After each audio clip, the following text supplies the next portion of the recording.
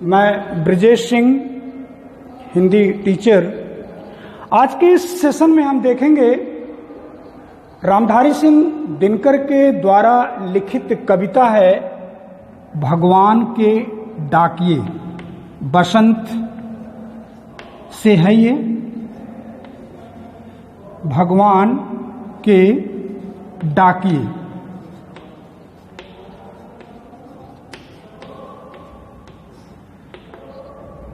श्री रामधारी सिंह दिनकर द्वारा रचित ये कविता बहुत ही बेहतरीन, एक तरीके से प्रकृति से सबक लेकर के मानवीय मूल्यों को उभारने की कोशिश की गई है। एक डाकिया आपका होता है हमारे दिन प्रतिदिन की जिंदगी में, जो व्यक्ति के रूप में आता है और व्यक्ति के संदेशों को लेके आता है। और यहाँ इस कविता में श्री रामधारी सिंह दिनकर ने ईश्वर के डाकिए के बारे में चर्चा किया है और ये इस बात को अवलोकित करने की कोशिश किया है कि व्यक्ति अगर प्रकृति के सानिध्य में रहे तो अपनी लाइफ में बहुत कुछ सीख सकता है, लेकिन अज्ञानता के कारण स्वार्थ में लिप्त हो करके इंसान बिल्कुल या तो सीखना नहीं चाहता है या तो फिर सीख करके अवॉइड करना चाहता है। तो रामधारी सिंह दिनकर के अगर जन्म की बात करें, थोड़ा जन्म की बात करें तो 23 सितंबर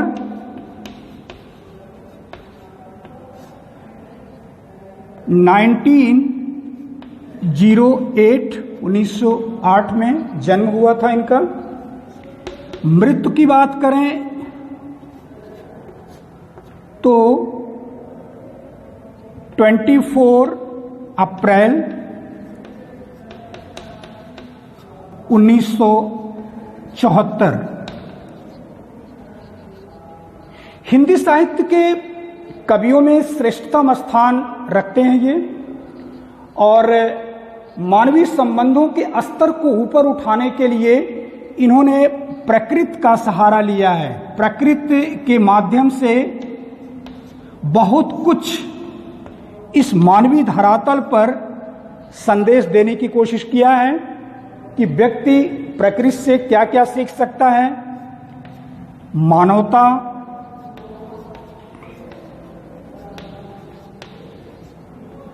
प्रेम, निस्वार्थ भावना,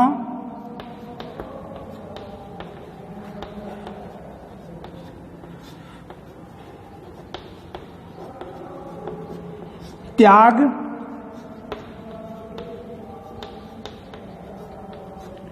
सहनशीलता,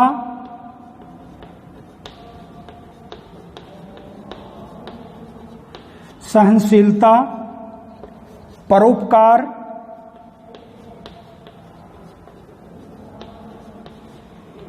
और सबसे बड़ी बात, विपरीत परिस्थितियों में व्यक्ति किस तरीके से अपने आप को इस पोजीशन पर रख सकता है, ये मानते हुए कि इस दुनिया में कोई भी चीज स्थिर नहीं है।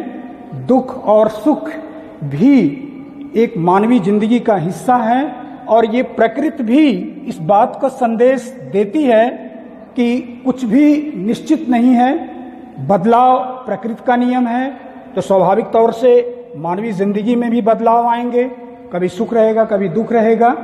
तो इसको लेकर के श्री रामधारी सिंह दिनकर ने बहुत बेहतरीन अंदाज में भगवान के डाकिए के रूप में इन्होंने जो चर्चा किया है वो पंछी और बादल, पंछी और बादल के रूप में मानव को एक संदेश देने की कोशिश किया है कि ये धरातल का जो वर्गीकरण किया गया है, जो देश का विभाजन किया गया है, बाउंड्री लाइन खींची गई है, ये मानवीय रचना है। ये क्या है? मानवीय रचना है। मानवीय रचना है। ईश्वर के लिए पूरी धरती, पूरी वसुंधरा बिल्कुल एक है, वहां कोई वर्गीकरण नहीं है। ये मानव ने इस चीज को बनाया कि देश बनाया,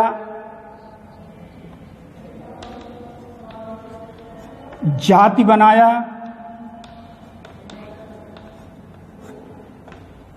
और धर्म को लेकर के जिस तरीके से विभाजन किया गया, उसको लेकर के श्री रामधारी सिंह दिनकर ने भगवान के डाके के माध्यम से पंछी और बादल को लेकर के एक मानवतावादी दृष्टिकोण को अपनाते हुए, मानवतावादी दृष्टिकोण को अपनाते हुए विश्व बंधुत्व की भावना, विश्व बंधुत्व की भावना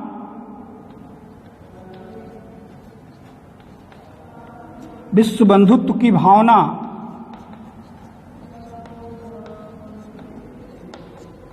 को लेकर के अपनी एक सार्थक उपस्थिति दर्ज कराया इन्होंने। और इनके कुछ प्रमुख रचनाएं अगर देखें,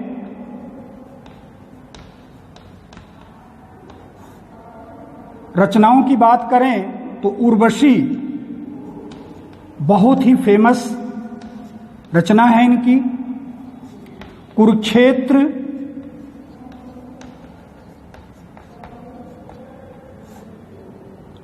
आत्मा की आंखें,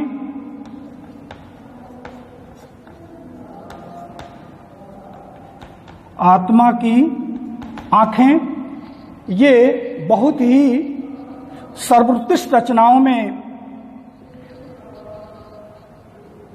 आता है और हिंदी साहित्य के क्षेत्र में अपनी एक सार्थक उपस्थिति इन्होंने दर्ज कराया है।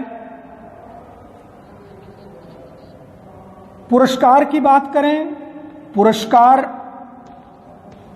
भी कर्तव्य परायणता का बोध, देश के प्रति अटूट प्रेम, देश की परिस्थितियों कालखंड को महसूस करके अपनी कविता में उस भावना की अभिव्यक्ति के आधार पर बहुत से पुरस्कार इनको मिले हैं, जिसमें पहला पुरस्कार आता है साहित्य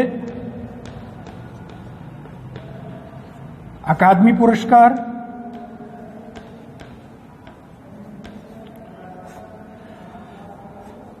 पद्म भूषण पुरस्कार,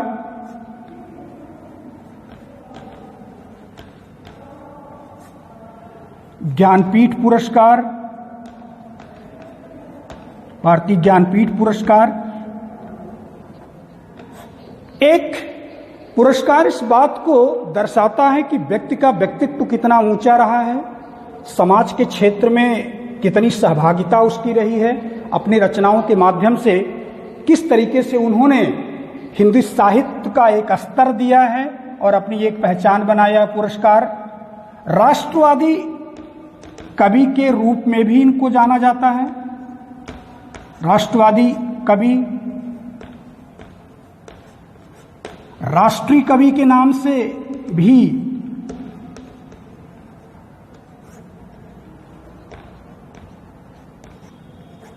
से भी इनको इनकी एक पहचान है। राष्ट्रवादी विचारधारा जो इनकी रही है, इनकी रचनाओं में भी दिखता है विचारधारा। स्वतंत्रता संग्राम के पहले भी इनकी सक्रियता को इनकार नहीं किया जा सकता है। राष्ट्रीय कवि के रूप में भी ये जाने जाते हैं। और यही वजह है कि सन 1952 में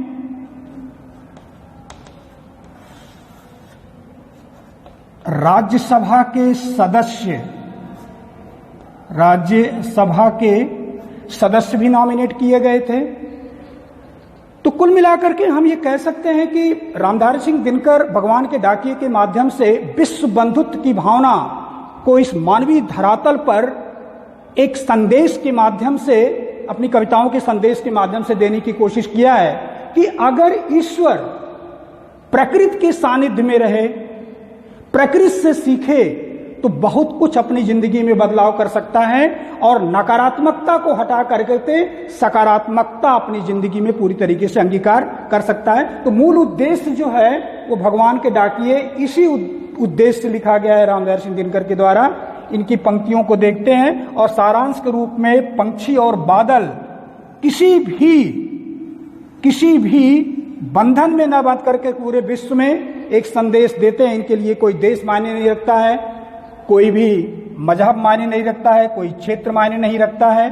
स्वतंत्र रूप से ये दिखाने की कोशिश किए हैं कि ईश्वरीय सत्ता प्रकृति के रूप में निवास करती है और इंसान उससे बहुत कुछ सीख सकता है।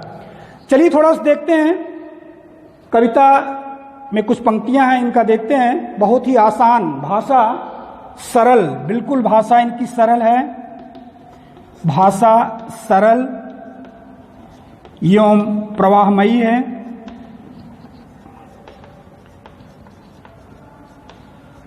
है। दिन में मार्तंड, रात में महादीपक की भांत, जाज्वल मानरत्न, स्वनाम धन्य अपनी उपस्थिति को दर्ज कराने वाले हिंदी साहित्य के श्रेष्ठतम कवियों में इनकी पहचान होती है और आने वाली पीढ़ी में भी एक प्रेरणा के रूप में इनकी कविताएं पढ़ी जाएंगी और आने वाली जनरेशन भी अपने आप को इनकी कविताओं से ओतप्रोत करेगा और एक बेहतर मानव जिंदगी को लेकर के समाज में सद्गुणों का विकास करेगा। सद्गुणों का विकास तो देख लेते हैं इसमें कविताओं को लेकर के। पक्षी और बादल में ये भगवान के डाकिये हैं। जैसा मैंने पहले बताया कि रामदास दिनकर इस कविता में भगवान के डाकिये के माध्यम से पक्षी और बादल को डाकिये के रूप में, मानवीय जिंदगी में डाकिया कौन होता है? व्यक्ति का संदेश लाता है, व्यक्ति का संदेश लाता है, देता है, दुख सुख की सूचना देता है। उसी तरीके से प्रकृति के जो डाकिये हैं, भगवान के जो डाकिये हैं, पंछी और बादल। पंछी और बादल को डाकिये के रूप में ईश्वर ने क्यों चुना है? क्योंकि ये किसी भी बाध्यता को स्वीकार नहीं करते हैं, किसी भी देश, जाति, धर्म, किसी भी प्रकार का इन पूर्वाग्रह, इनके लिए पूरा विश्व जो है एक जैसा होता है। इसलिए जो इनका संदेह होता है वो क्षेत्रवाद से अलग होता है। कोई क्षेत्र इनका होता है, देश तो इंसानों के द्वारा बनाया गया है, लाइन इंसानों के द्वारा खींची गई है, जाति का निर्माण, मजहब का निर्माण, व्यक्ति से व्यक्ति में अंतर, लेकिन परम सत्ता ईश्वर के लिए तो सब कुछ बराबर है। और वो प्राकृतिक चीजों के माध्यम से इंसान को यह जताने की कोशिश किए हैं कि आप बहुत कुछ सीख सकते हैं कि प्रकृति के सद्गुणों को। तो इसलिए पक्षी और बादल ये भगवान के डाकिये हैं। यहां रामधारी सिंह, तो चलिए देख लेते हैं भगवान के डाकिये कविता की व्याख्या। एक सारांश मैंने पूरा आप दे दिया, अब इसकी व्याख्या हम देख लेते हैं। पक्षी और बादल ये भगवान के डाकिये हैं। जैसा मैंने पहले बताया कि रामधारी सिंह दिनकर भगवान के डाकिये के रूप में पंछी और बादल को लेकर के मानव को एक संदेश देने की कोशिश किए हैं। किस प्रकार से प्रकृति से हम सीख करके अपनी जिंदगी में अच्छाइयों को लेकर के बेहतर इंसान बन सकते हैं, समाज के लिए बेहतर इंसान बन सकते हैं। तो ये एक डाकिये के रूप में इन्होंने पंछी और बादल को लिया गया है। एक तरीके से परोक्ष रूप से आप देखेंगे तो ये संदेश देना चाहते हैं मानव को, उनकी संकीर्णता को हटाने के लिए, उनके स्वार्थ को हटाने के लिए, उनका जात और मजहब में जो विश्वास है उसको हटाने के लिए स्वतंत्रता के रूप में पंछी और बादल किस तरीके से पूरे विश्व में भ्रमण करते हैं और ये जताने की कोशिश करते हैं कि कोई भी देश, कोई भी लाइन, कोई भी रेखा, कोई बंदिश उनके लिए नहीं है। जो एक महादेश है, महादेश के बारे में आप कह सकते हैं विशाल देश। महादेश मतलब विशाल देश। जो एक महादेश से दूसरे महादेश को जाते हैं, एक दूसरे देश से देश से दूसरे देश में जो है वो विचरण करते रहते हैं। उनको बिल्कुल ये नहीं मालूम होता है कि किस प्रकार से कौन सा देश है, किस देश की कौन सी लाइन है, किस देश की कौन रेखा है, किस बाउंड्री है, कि बिना किसी भेदभाव से पूरे विश्व में ये विचरण करते रहते हैं। बादल पूरे विश्व में बरसात करने के लिए कहीं भी स्वतंत्र है। चिड़ियों का कोई भी एक बाउंड्री नहीं होती है। आप देखिए पूरे विश्व में कहीं भी जा सकते हैं, उनके लिए किसी प्रकार की परमिट, किसी प्रकार की स्वीकृति की जरूरत नहीं होती है। उसी प्रकार से बादल पूरे देश में, पूरे विश्व में कहीं भी जा करके वो बरस सकते हैं। हम तो समझ नहीं पाते हैं, लेकिन हम अज्ञानी मानव इस चीज को समझने की कोशिश नहीं करते हैं, या समझ नहीं पाते हैं, या समझना नहीं चाहते हैं। लेकिन निश्चित तौर पर ये पंछी और बादल जो भगवान के डाकिये के रूप में रामधारी सिंह दिनकर ने चित्रण किया है, ये बताने की कोशिश करते हैं कि इंसान भी इन सबसे मुक्त हो सकता है। जातिवाद, भेदभाव, मजहब, देश की सीमाओं को लेकर के अपने आप को स्वच्छ वातावरण में रह करके विचरण कर सकता है बिना किसी भेदभाव के। तो यही बताने की कोशिश किए हैं भगवान के डाकिये के रूप में। एक मानवतावादी दृष्टिकोण को दिखाने की इन्होंने कोशिश किया है। विश्व बंधुत्व की भावना को लेकर के इन्होंने किया है कि ईश्वर के लिए पूरी दुनिया एक है, एक संसार है, और उस दुनिया को बनाने वाले भगवान जिस प्रकार से प्राकृतिक चीजों को बनाए हैं, उसी प्रकार से इंसानों को भी बनाए हैं। लेकिन दोनों में जमीन आसमान का फर्क है। प्रकृति के रूप में जिस तरीके से पंछी और बादल के अंदर विशेषताएं पाई जाती हैं, वो चीजें कहीं न कहीं इंसान की जिंदगी में नदारत है। और वही संदेश कविता के माध्यम से देना चाहते हैं कि इनके माध्यम से आप बेहतर जिंदगी का जीवन यापन कर सकते हैं। हम तो समझ नहीं पाते, मतलब हम समझना ही नहीं चाहते हैं या समझ नहीं पाते हैं, मगर उनकी लाई चिट्ठियां, लेकिन उनके संदेश को समझता कौन है? उनके संदेश को समझने के लिए बिल्कुल पेड़ पौधे, पानी, पहाड़ पांचते हैं, मतलब उसको समझते हैं। उनके द्वारा लाए गए संदेश को अच्छी तरीके से अगर कोई समझ पाता है तो वो है पेड़ पौधे, पानी और पहाड़। और जबकि इंसान भी समझ सकता है, सीख सकता है, लेकिन मैंने कहा ना कि अज्ञानता के अंधकार में डूबा हुआ इंसान, स्वार्थ की भावना में डूबा हुआ इंसान निश्चित तौर पर उनके संदेश से प्रेरणा नहीं लेता है। तो इसलिए केवल पेड़ पौधे, पानी और पहाड़ ही उनकी भाषा को समझते हैं, और इंसान बिल्कुल उसको समझना नहीं चाहता है। हम तो केवल यह आंकते हैं कि यह देश की धरती दूसरे देश की सुगंध भेजती है, और हम इस बात को महसूस करते हैं कि एक देश का सुगंध दूसरे देश में किस प्रकार से प्रसारित होता है। एक देश का सुगंध दूसरे देश, इसमें किसी प्रकार का कोई भी बाधा नहीं है कि एक देश का सुगंध, एक खुशबू दूसरे देश में नहीं जा सकती है। प्रकृति में ऐसा कोई नियम नहीं है। हर चीजें स्वतंत्र रूप से पूरे मानवीय धरातल पर पूरे विश्व में विचरण कर सकती हैं बिना किसी भेदभाव का। सुगंध भेजती हैं, और वह सौरभ हवा में तैरते हुए, और हवा के माध्यम से सौरभ सुगंध हवा के माध्यम से एक देश के बाउंड्री लाइन से दूसरे बाउंड्री लाइन में, मतलब पूरे जगत में, संपूर्ण विश्व में इनका सुगंध जो है, फूलों का सुगंध जो है ये होता है। और ये किसी प्रकार का कोई बंदिश नहीं होता है कि बस यहीं रुक जाना है, इसके बाद सुगंध नहीं फैलाना है, या इस प्रकार से यहाँ छोटे बड़े का ध्यान रखते हुए, अमीरी गरीबी का ध्यान रखते हुए, छोटा देश बड़ा देश, इस प्रकार की संकीर्णता से बिल्कुल विलुप्त होकर के सुगंध स्वतंत्र रूप से पूरी दुनिया में अपनी एक क्वालिटी, एक गुणों को लेकर के उसका काम है कि सुगंध को फैलाना, पूरी दुनिया में इसको फैलाना, उसकी महक को फैलाना। तो इस कविता का सारांश मुख्य रूप से यही आप कह सकते हैं कि प्रकृति के गुणों को का जो चित्रण किया गया है वो दरअसल मानवीय संवेदनाओं से है, मानवीय शिक्षा से है। मानव को परोक्ष रूप से शिक्षा दिया जा रहा है कि जिस प्रकार से प्राकृतिक चीजों के अंदर कोई भेदभाव नहीं होता है। सूर्य है, चंद्रमा है, पेड़ हैं, पौधे हैं, नदियां हैं, निस्वार्थ भाव से ये रहते हैं, और इनके अंदर कोई संकीर्णता नहीं होती। उसी प्रकार से इंसानों से भी उम्मीद की जाती है कि इस मानवीय धरातल पर अपनी बेहतर जिंदगी के लिए वो सब कुछ करें और प्रकृति से सीख करके अपनी बेहतर जिंदगी को जी सकते हैं।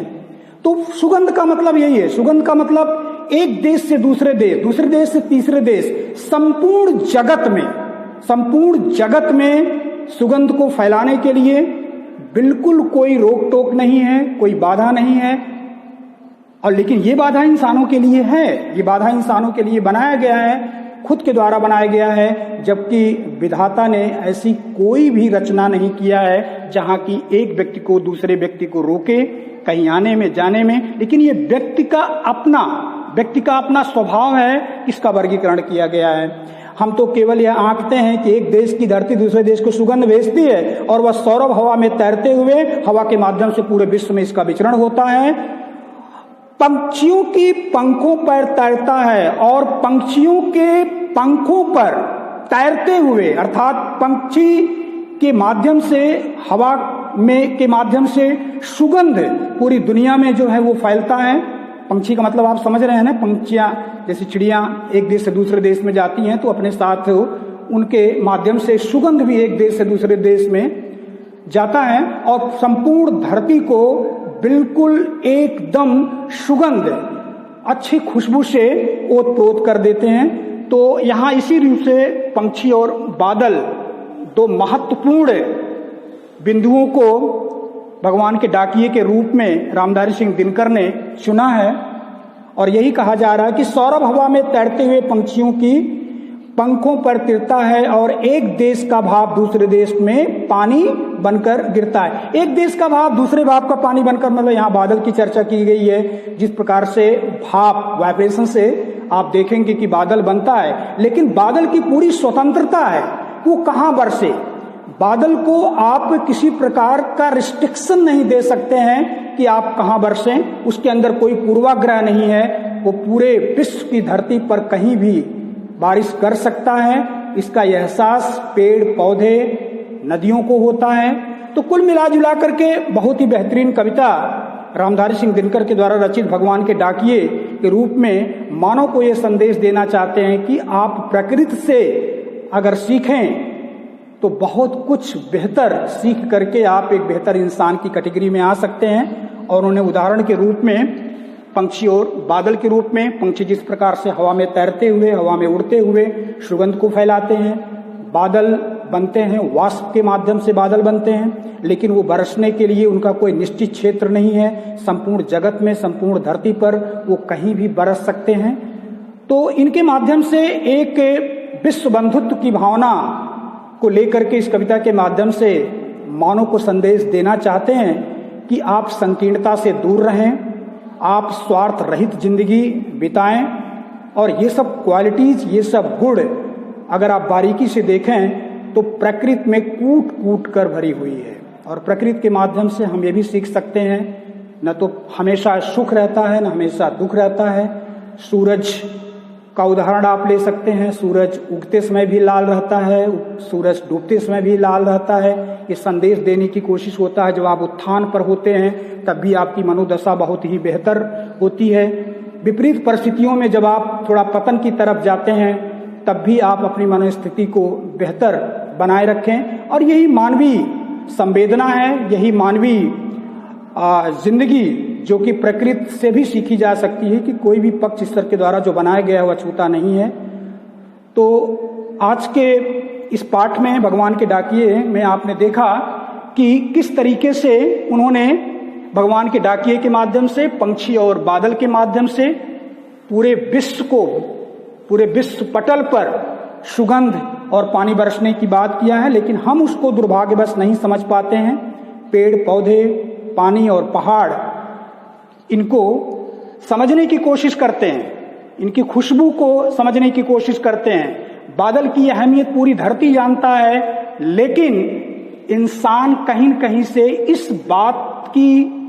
इस बात को ग्राह्य नहीं कर पाता है कि बादल बनने के बाद पूरी धरती पर कहीं भी बरसात कर सकता है। तो परोक्ष रूप से इंसान को प्रकृति की चीजों से जोड़ा गया है और ये मानवीय गुणों से ओतप्रोत एक प्रकार की कविता है जो ये संदेश देना चाहती है कि आप बिल्कुल सदाचार का जीवन ये जो ईश्वर उम्मीद करते हैं, ईश्वर का अपना एक संविधान होता है, मानव उसकी सर्वोत्तम रचना है और मानव इस धरती पर आया है तो निश्चित उद्देश्य को लेकर के आया है, भगवान के द्वारा बताए गए रास्ते को लेकर के आया है और उस रास्ते पर चलने के लिए भगवान उम्मीद करते हैं और समानांतर रेखा में प्रकृति की चीजों को लेकर के इंसान को एक मौन रूप से संदेश ईश्वर देते हैं कि आप प्रकृति से सीखें। प्रकृति बहुत कुछ आपको बताती है, प्रकृति में कितना स्थिरता है, प्रकृति में कितनी सहनशीलता है, प्रकृति में बदलाव भी एक अहम लक्षण है। तो सारी चीजें उसी रूप में इंसान की जिंदगी में भी अनवरत चलती रहती हैं और ये उम्मीद किया जाता है कि आप विपरीत परिस्थितियों में भी अपना आत्मविश्वास बनाए रखें, अपना धैर्य बनाए रखें। प्रकृति में भी आप देख सकते हैं, कभी ठंडी, कभी गर्मी, कभी बरसात, सारी चीजें झेलते हुए भी अपनी स्थिरता को कायम रखती है।